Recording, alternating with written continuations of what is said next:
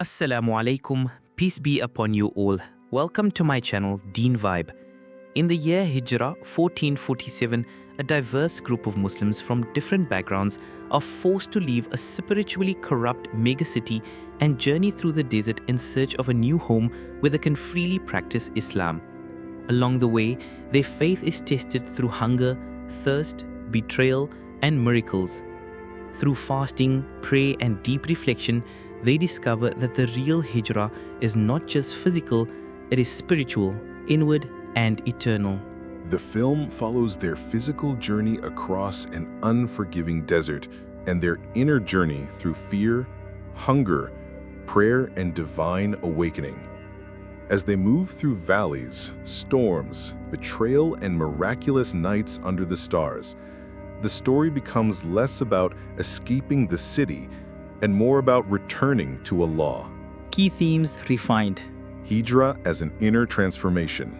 Fasting not only for food deprivation but soul purification. Prayer as a lifeline through despair. Faith amidst betrayal and hardship. And spiritual revival beyond the limits of time and space. The sky is grey with digital towers blocking the sunlight. A robotic voice plays synthetic news headlines about new anti-religious laws. But above this mechanical noise, a soft, real voice calls the adhan.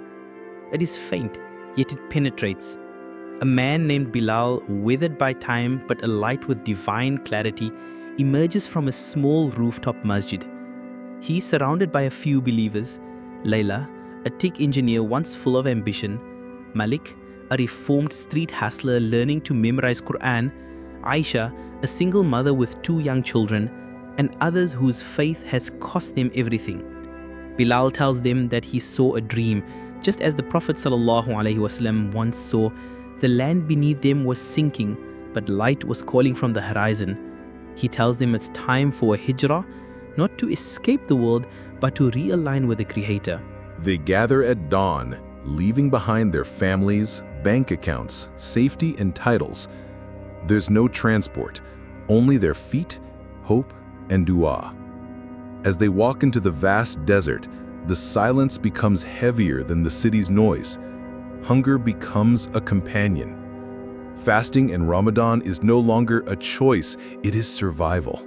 And yet they treat it as worship.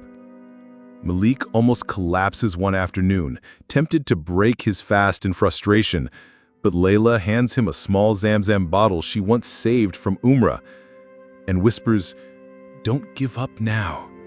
Hunger for Allah is better than food for the soul." Nights in the desert are brutally cold.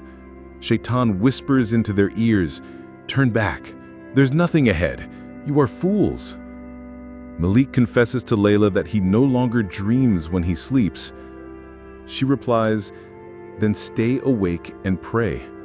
That's where the real dreams are born."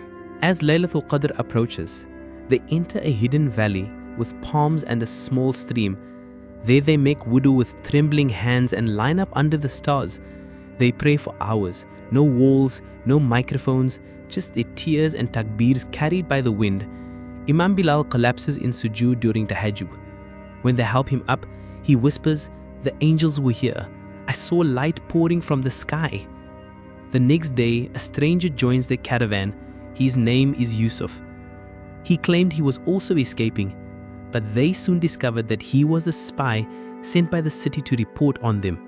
When confronted, he drops to his knees, weeping.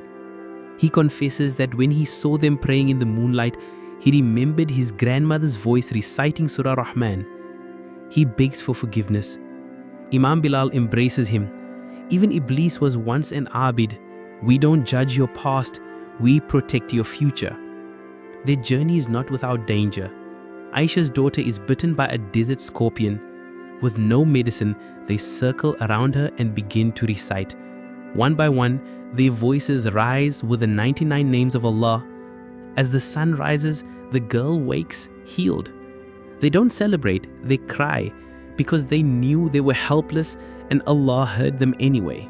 When they finally reach a high ridge, a green valley stretches before them, untouched, fertile, and echoing with natural harmony. The azan seems to rise from the hills themselves. They collapse in sajda, whispering only one phrase. We left behind everything, but we found what we truly needed.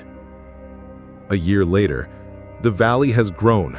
Simple homes, children memorizing Quran by the stream, women in hijab walking freely, and the call to prayer rising 5 times a day.